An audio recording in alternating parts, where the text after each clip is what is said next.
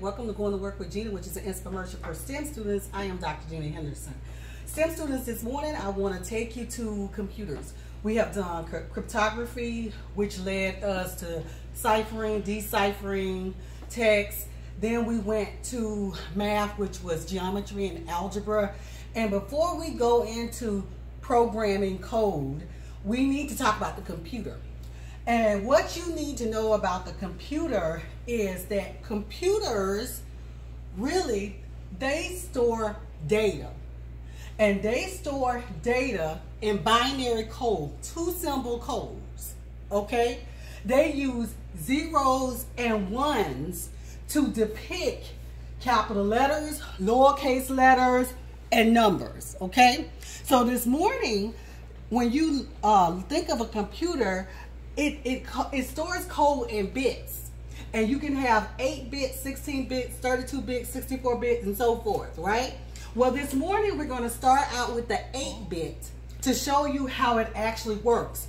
Okay, so when you think of a capital letter, remember we always read from left to right, but a capital letter always has a 0, 1, okay? A 0, 1. It uses both binary codes. 0, 1, 0, 1. So it will be 0, 1 all the way down when you're talking about a capital letter. Okay? Now, when you're talking a lowercase letter is going to be 0, 1, 1. Okay? A lowercase letter is 0, 1, 1. And you will basically have that going all the way down to reference a lowercase letter. So what changes is what happens on the end of the letter, okay? So let's say a 0, when it comes to a number, a 0 is a 0, right? And a 1 is a 1, right? Okay? All right, so, and you know what? They don't have all of these bits right here either.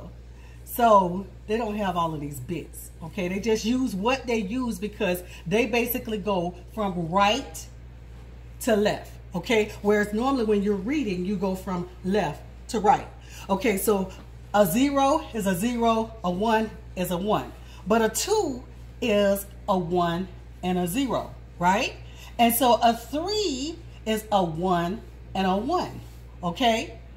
And then a 4 is a 0, a 0, a 1, right?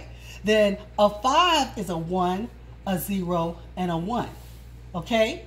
And then the next one would be a 0, a 1, and a 1, okay? And then the next one would be a 1, and a 1, okay? And so on and so forth. And then the next time you'll switch it, it'll be a 0, a 0, a 0, a 1. So you see how we actually do start using up the 8-bit, but it doesn't start out like it does when you're reading letters, okay? And so we would go on and so forth down to 10, okay? So this one would be a 1, a 0, a 0, a 1, okay? So you get the hint, so you keep switching. So it's just like a switch. If you ever look at a outlet, a switch, it has a 1 and a 0. It lets you know if it's on or off. So that's what these zeros and ones are doing. They're switching the place inside the computer to let you know whether or not you're going to use that particular code, okay? So like I said, we had to discuss computers today. So what I'm going to do is what you would do now is for letter A, it will be 0, 0, 0, 1, 0, 1, okay? And then for B, it would be 0, this would be 1, this would be 0, 0, 0, okay? And then we would fill it in just like we filled in over here, okay? So the difference between what we did with the Caesar cipher and the cryptography is that we didn't use the 0 at all, okay? So I want to thank you for going to work with Gena this morning. We're going to discuss this a little bit more. I'm going to work on this tomorrow by just going through this and actually telling you what each letter is. And then we're going to head into coding, okay, through a program language called Python. But we could not go into coding without talking about what a computer does, okay? I want to thank you for going to work with Gena. If there's any Inspiremercials that you missed, please don't hesitate to go to YouTube. Okay? Thank you.